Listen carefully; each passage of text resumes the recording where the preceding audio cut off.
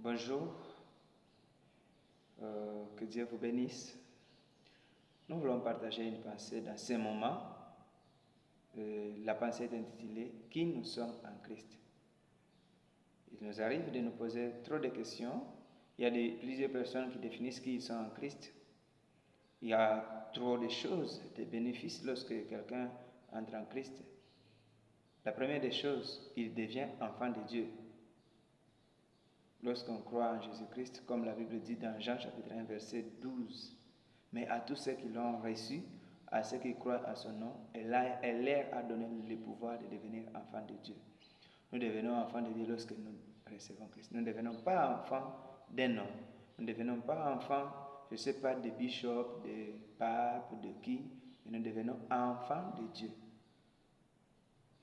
Pour dire que notre conduite, nous ne vivons pas par rapport à un homme, mais nous vivons par rapport à notre Père Céleste, ou nous vivons par rapport à Christ qui est à nous.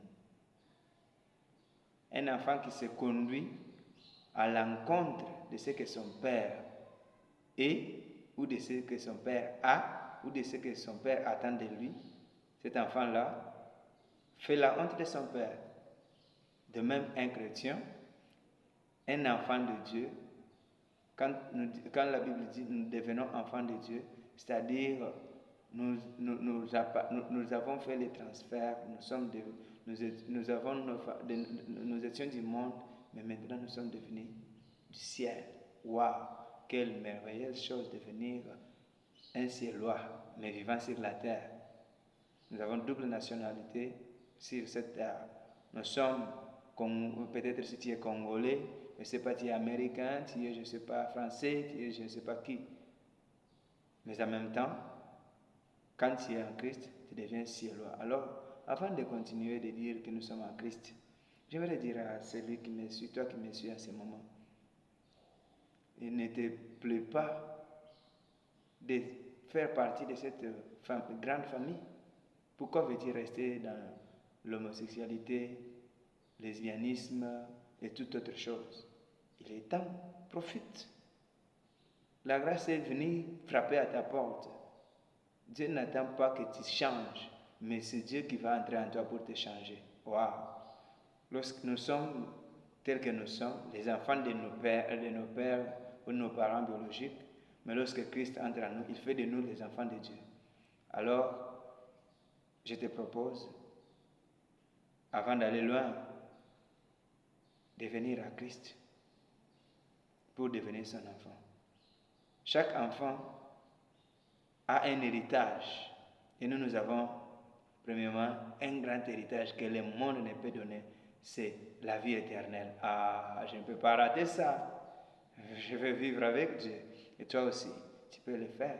Tu peux vivre avec Dieu. Vivre avec Dieu pour l'éternité. Alors, je peux dire, notre première réponse, qui sommes-nous en Christ? La première réponse est que nous sommes enfants de Dieu. Et un enfant de Dieu n'est pas connu du fait qu'il part à l'église tous les jours. Un enfant de Dieu n'est pas connu du fait qu'il monte à la montagne, il prie beaucoup. Mais un enfant de Dieu, oui, ces choses que je cite, ça fait partie de ce que le monde peut voir en nous. Mais un enfant de Dieu est reconnu par la vérité qui est en lui, par sa façon de se conduire. Alors, comment tu te conduis? Est-ce que ce que tu es reflète ton Père ou ce que tu es reflète autre chose que ça? Non. Si ce que tu es ne reflète pas le ciel, c'est qu'il y a un problème dans ta conversion. Un enfant de Dieu, un enfant doit attendre tout de son Père et un enfant doit se conduire selon les règles fixées par son Père dans sa maison, le principe.